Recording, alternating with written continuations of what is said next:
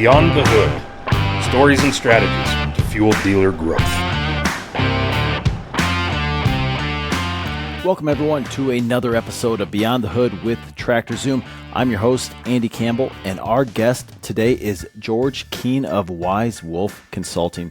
If you're a sales manager, sales leader within your equipment dealership, this podcast is for you. And this is part of a larger conversation that we had with George, but we've truncated this down to be about 35 minutes of the most focused topics on sales management and sales leadership. Specifically, I'm going to talk to George a lot about sales manager strategy, account assignment, how do sales managers assign accounts, from balancing customer retention versus prospecting, and all the strategic decisions that go into account coverage.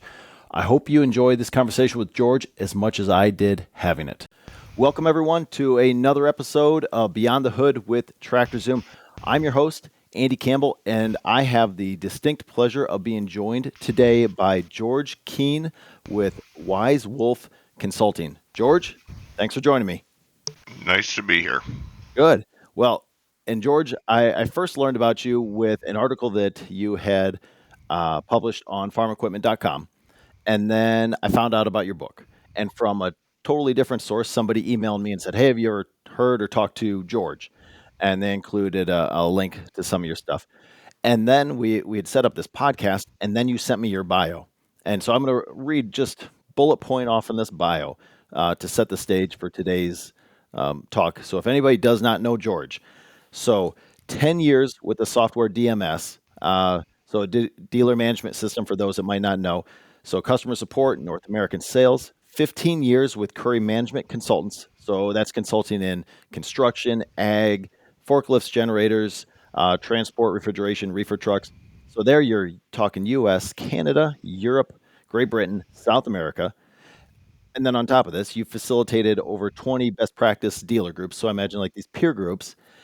And then 10 years with a John Deere ag dealer out in Virginia. 5 years now doing consulting with Wise Wolf. George, you've got a fair amount to talk about. Yeah, when you get to be this old, you got a lot to talk about. That's fantastic because people often ask me, who are your favorite podcast guests? And I honestly can say it's always the next one, just because the amount of information that I learn. What got you started? I mean, with the DMS system, like how did you actually get into this industry? I'd been working in computer software, and one day I got a phone call from somebody for a new position, and I went in for a 7-hour interview. Wow. And they said, "We'll call you back." But that started 10 years with computer software for equipment dealers, and everything kind of flowed from there. Wow. Well, I can say from working here at Tractor Zoom that data and information does tend to be the bedrock. And once you kind of understand that, then a lot of understanding of the whole industry really spawns from that. But talking about that, and kind of giving everybody a preview of what our conversation today is going to be about. When George and I were going back and forth about potential topics for today, I mean, we're covering everything from sales, inventory management, change management, absorption rates, rental, as well as we always get some good philosophical life lessons. So we're covering a gambit here. But considering all of the industry experience you have, and knowing that right now we're in early 2025, the economy, the ag economy especially, is a little slower. Let's start out with the juicy stuff, and let's get into sales. Especially here lately at Tractor Zoom, we spend a lot of time thinking about what makes a dealership sales team just really effective. How can they best utilize their resources? When you look at a lot of teams, how do they spend their times, whether it's customer calls or their focus on accounts? Like, what is the best use of their time? My traditional approach has been account assignment, but I think you need to back up a little bit on that question. Okay. And that is, what's the sales manager's strategy for handling the business? Are they looking to penetrate the existing market? Are they just looking to hold on to what they have? That has a lot to do with where I think the balance is in how they assign accounts to salespeople. So are they doing 75% customers, 25% prospects? Or are they doing 75% prospects and 25% customers? What are they trying to do with this?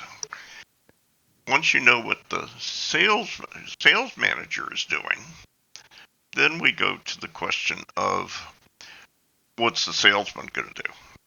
Salesperson.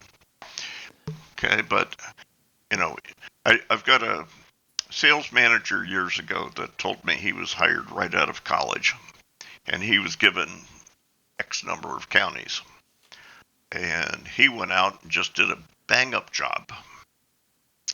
Next year, they cut his territory in half. Being a young kid, he said, I'm not going to let them, keep me down. I'm going to show them. Mm-hmm. So the second year, with half the territory, he did the same business. Third year, they cut his territory in half. He went out and did the same business again. Wow. Well, what did that tell you about the sales manager and their perspective, their information about what was in those counties? Sales manager didn't know the business. So what's the sales manager information, and do they know the accounts that are out there? Prior to us using CRMs, customer relationship management software, did the salespeople know all the accounts that were there? Did the sales manager know all the accounts that were there? Probably not. Well, I was going to say on that topic, and maybe you're getting to this. So knowing everything that's out there and then splitting it up appropriately. I mean, you had mentioned like the 25-75 split. So 75, if you're working 75% prospects, you're growing the business. But Right. even knowing, how do you know what's out there? And then how do you go about that account segmentation? Breaking, farmers or potential customers into high priority, low priority. How do you do that?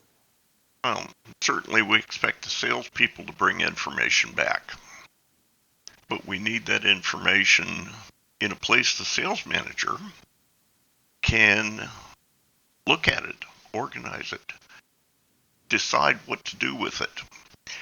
Do you want the salesperson calling on every one of those accounts? Now, if that prospect has one small 25 horsepower tractor to take care of their garden, is that someplace that the salesperson should be going weekly? Or should they be spending their time at a farm that has 14 tractors and a whole lot of implements? Okay, where do the salespeople put their time? As we've looked at the business over the years, and this particular discussion applies to almost any industry, but it's appropriate here also.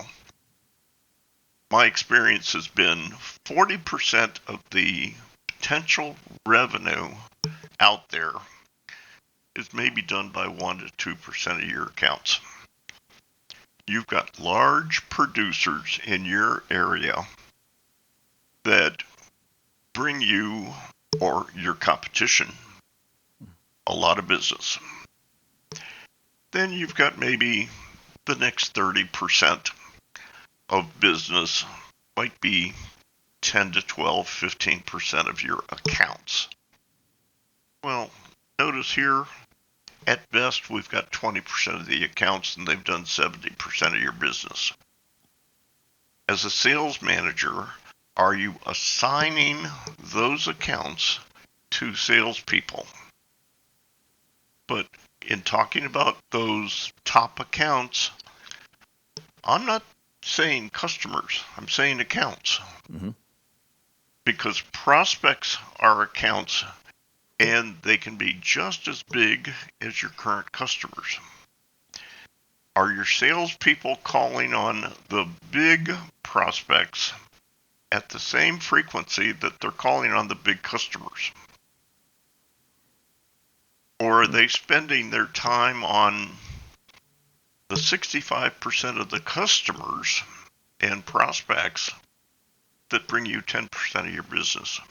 Hey everybody, quick break from the show and then we're going to get you right back to the conversation. But I wanted to take a moment to let you know how TractorZoom is partnering with all of our dealership partners to fuel their dealership growth. We're doing that with TractorZoom Pro to give people better valuations, faster access to it, and the ability to manage their inventory using AI, using large data. Even if their dealership doesn't have the capacity to develop the AI and the large data themselves, it's all there within TractorZoom Pro. And also with Anvil Pro, integrated business systems solution. You can actually cut costs by integrating solutions, not paying for all these extra one-offs, and keep people in the same solution so you're not constantly switching screens. And then you could optimize your workflows, do a lot of things with automation that technology should be able to do right now. So just two ways that TractorZoom is working with our dealer partners to really help them fuel their dealership growth. Okay, you can check out some links in the show notes. You can also go to TractorZoomPro.com to check all that stuff out. But we'd love to at least show you all the different ways that we're helping our dealership partners. Okay, let's get back to the show. Hope you're enjoying it. How do you go then about, let's say if you're not sized, kind of like you had just suggested with that stratified prioritization. If you're not broken down like that, how do you think about assessing accounts in dealership? Do you just straight geography? Do you go off of previous past relationships? How do you get to that point if you're not there? Generally, I think we need to have a balance because I want the accounts to be geographically clustered for good use of a salesperson's time. I don't want them driving 75 miles for a single account when everybody else is close around them. Okay, so how do you cluster the accounts, but then how do you look at getting the best coverage for the high volume accounts and not having a salesperson spend too much time or maybe even equal time on low volume accounts?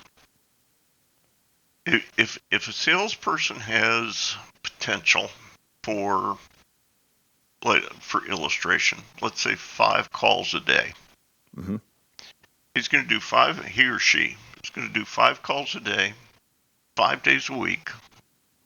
So I've got 25 calls. I'll even be generous and say maybe only 20 calls.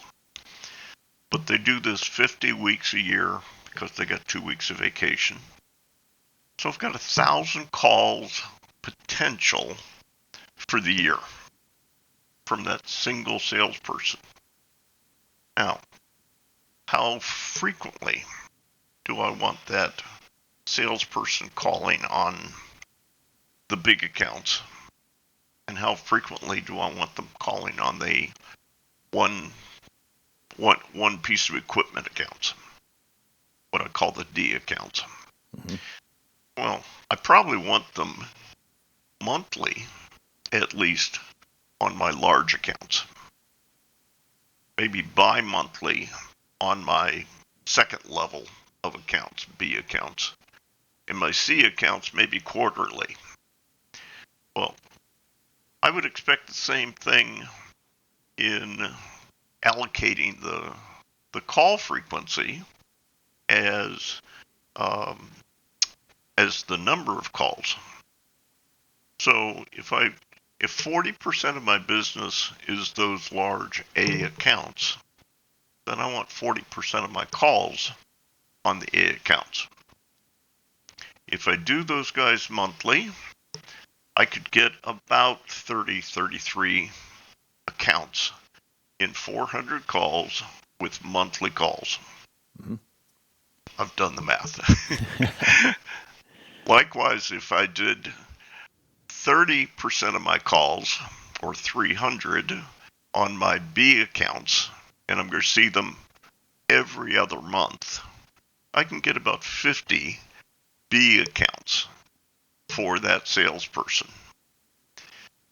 Now I'm going to do quarterly calls for the C accounts, and I've only got 200 calls for those. So again, I've got about 50 accounts. And I might have 100 calls left after that allocation. And I probably use those for emergencies. Somebody calls in, somebody emails, somebody goes to the website that we didn't have on our list, and I need to take care of it. But if I add that together, I've got 133 accounts that salesperson can cover. Now, if I look at 3 counties, Mm-hmm. and we know how many accounts we have, do we have more than 133 accounts? Because if we do, what's going to happen is we're either going to be weak in one of those 3 categories, or we're going to ignore a whole bunch of accounts that are in those counties because we didn't have enough salespeople to cover them. Mm-hmm. So when you start to look at it, not by how many counties do I have and how is the salesperson going to cover it, but you look at how many calls the salesperson can do, all of a sudden, 3 counties might be too much. 4 So you're really- counties might be fine. Mhm. How many acres does each farmer have, and how many farms are there within the county? Now I start looking at, can I get good coverage from a salesperson with these parameters? And am I going to cover that county correctly, or that group of accounts correctly? I might need 2 salespeople for 3 counties. Mm-hmm. In other places, based on large farms, I might need 1. But in the past, we've looked at geography because we didn't stop and do the math to determine what sort of coverage we wanted. Huh. Yeah. So it sounds like, I mean, to run that kind of organization, you need, first of all, to keep track of what everybody's doing, and then also give them a process. So I imagine that's where CRM would really add value. But then you're also laying out the strategy of, here strategically is what you're after, and then you're working back to figure out tactically how many salespeople, what kind of coverage you need. Right. And I don't think many salespeople have done that. And frequently the sales managers are responding more to the manufacturer's insistence on account coverage because they want market share. But they're not measuring it based on salesman's time. They're not measuring it based on geography. The manufacturer just wants share. And to them, what that really means is that's keeping their production line busy. That's why the manufacturers care about share. It has nothing to do with the dealer's profitability or the salesman's effort. Right. And so we often find that there's a lot of, there's a bit, a push and a pull there to make both parties happy. Yeah. And so that conversation and that strategic setup was a lot about sales effort and outbound sales effort. But what about inbound? And so inbound leads are fantastic, right? Somebody's warm, they want to buy from you already, but it's not always clean cut. So what would you say when you have either an email, a text, a call in coming in through the central hub? Uh, what's your take on commission fairness? But I mean, who answered the phone? Whose county it was in? Who had the existing relationship that may have already brought that person in? How do you manage that mess? My first question is, what's the sales manager's strategy, and how do they want to handle it? I've seen some sales managers that would pass that unsolicited phone call off to an in-house salesperson to handle it initially.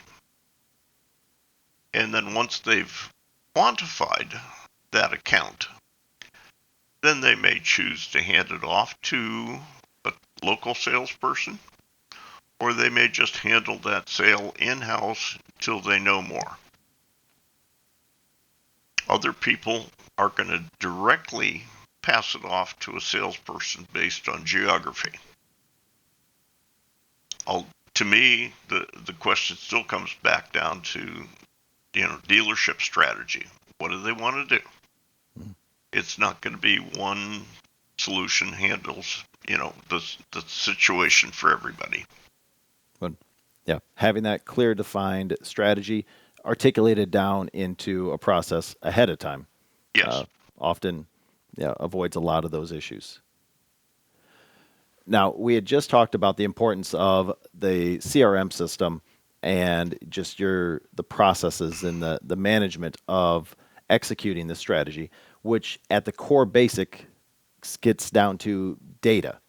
How is it structured? How is it organized? And I mean, you had plenty of years at a DMS company, and then every other position after that, I'm sure you dealt with data and data utilization. So how do you put that dealer data ship to work? And maybe a more pointed question is, what common data sets within dealerships do you think are overlooked, underutilized, or potential gold mines? Well, I think as the current economy is so questionable what's going on, I think we need to look at some of the data for salespeople and consider what's the purchasing cycle for an account. Do we have a farmer that buys every 7 years or every 10 years? Now, it may be different cycles for tractors than it is for implements. Okay, but what's the purchase cycle for an account? And to do that, you got to go back in history. You got to look at your data. So you've got a dealership that's in the third generation. They've been on a computer software system for the last 50 years. So let's go back to when we're only 25 years into the 21st century. Mm-hmm. We go back to 75, and there were some computer software. Yeah. But 40 or 50 years. But let's look back at all the invoices of what we've sold to that account during that last 40 or 50 years. How many tractors did we sell? What size? What model? Etc. What implements have we sold? What's the replacement cycle for those accounts? So I want to use the historic data of the account to prompt the salesperson on when they need to plan the next tractor or implement sale. Likewise, based on the history, Does the customer buy new or do they buy used? And what equipment do we currently have, especially with this tariff culture that we're dealing with right now? If the customer has bought new in the past, but we have late model, well-maintained equipment on the lot outside, should that be something that we're pushing to the customer because tariff is not going to impact used equipment predominantly? If anything, it's going to drive the price up. Right. Okay. But the customer doesn't have a tariff charge on used equipment. So is that the type of value that that customer would like to pay? And now, it's not going to be the same answer for every customer, but, is that something else to think of? So we get to look at the turnover cycle for our customers. Is there any way to look at turnover cycle for prospects? Could be. How would you could do be that? quotations.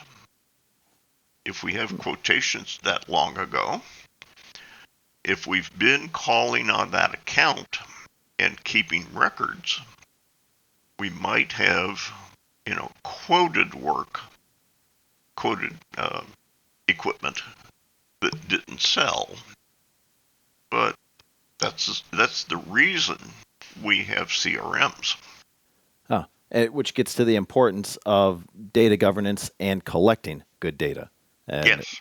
not just being, transactional with the data and just using it for the here and now and then shoving Right. it in a closet. Right. Okay. How would you use that call data, getting to maybe tariffs or a changing environment? How would you use any of that historical call data plus whatever else is externally streaming in to adjust call frequency? Or would you? I'm probably going to make a comment here that's not going to be comfortable to everyone. But as I said, my normal approach is to put more calls in the large accounts, less calls in the small accounts. So one question would be, how many pieces of equipment does an account have? Now, you probably need to balance that between tractors and implements. Mhm. But, how many acres do they have? How many tractors do they have? How many implements do they have? Where are you going to put your effort? Because one guy has the potential to buy one tractor a year. Somebody else has the potential to buy 12 tractors a year. Well, I definitely want to go with the amount of calls and the effort into that large account. So I want to look at there's a strong relationship between the revenue volume and potential, the number of pieces of equipment, and generally the number of acres. Okay, so I've got a specific question on that because this conversation actually just came up with a colleague of mine here at Tractor Zoom and then a dealer that we're working with. How many dealerships do you think have great data on their customers in terms of the customer's fleet and the number of acres? I think the number is small. I don't have any specific information on it, but I think unfortunately the amount of dealers that have good information is limited. Mm-hmm. Yeah.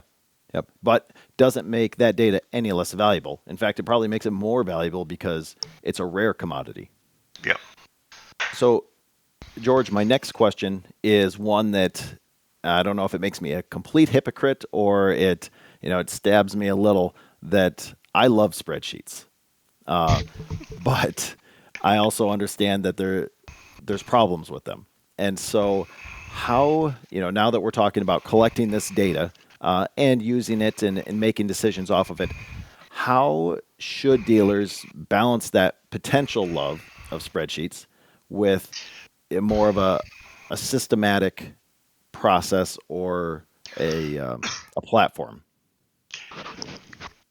My experience with dealerships in a variety of industries is pretty much the same of what I saw when I worked in an ag dealership.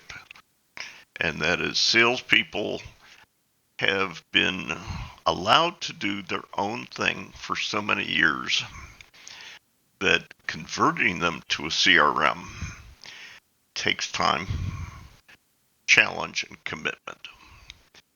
If the dealer principal is committed to doing it, and the sales manager is committed to doing it, you've got to start showing salespeople that you're using the information in the CRM. Otherwise, they're going to do their own spreadsheet, they're going to use their day timer, they're going to use Outlook, whatever they've done in the past, and each of them does their own thing. Mm-hmm. But the dealership is paying salespeople to go out and talk with accounts to gather data so that we can do a better job of selling. The more information we get into the CRM, the better our information and analytics can be. But in order to encourage and convince salespeople to do it, sales management, ownership, and anything else in the company has got to show salespeople that doing the work in the CRM has value. Mm-hmm. And that means I want to see a weekly meeting with what we did in our dealership. We had a weekly Tuesday morning sales call, and we had 6 branches. We had 18, 20 salespeople. Everyone called in on the telephone. This is pre-COVID. Mm-hmm. We didn't have video calls yet. Yeah. But everyone called in on the telephone, and sales manager went through what was in the CRM, what the open quotes were, what the contact activity was with salespeople. But the whole point was to show salespeople that what they're putting into the CRM has value, and we're utilizing it. If you don't demonstrate that to salespeople regularly, they're not going to put the effort into putting it into the CRM. Once you get a salesperson converted to doing that, all of a sudden they start to realize the opportunity and the information they have, and they start going back and saying, can I get a list of all the service work that's been done on this account? Because that'll start to tell them some things. But you've got to get them converted from, my dad used something called Daytimer, and he used it religiously. He'd put, appointments for next week. He'd put appointments for, the end of the year in his Daytimer, and he'd keep track of it. Well, a CRM's just the same thing. We're just doing it electronically. Mm-hmm. He didn't have that back 1950. Thank you, everyone, for joining us in this episode of Beyond the Hood with Tractor Zoom. In my conversations today with George, we talked a lot about sales leadership, sales management, and efficiency. If you're not yet aware of how Tractor Zoom is helping equipment dealerships across the United States, go to TractorZoomPro.com and you can learn a lot more there. Now, this is also part of a much larger conversation I had with George. In the next episode, we'll be talking about optimizing inventory management and ensuring effective data utilization. I hope to see you there.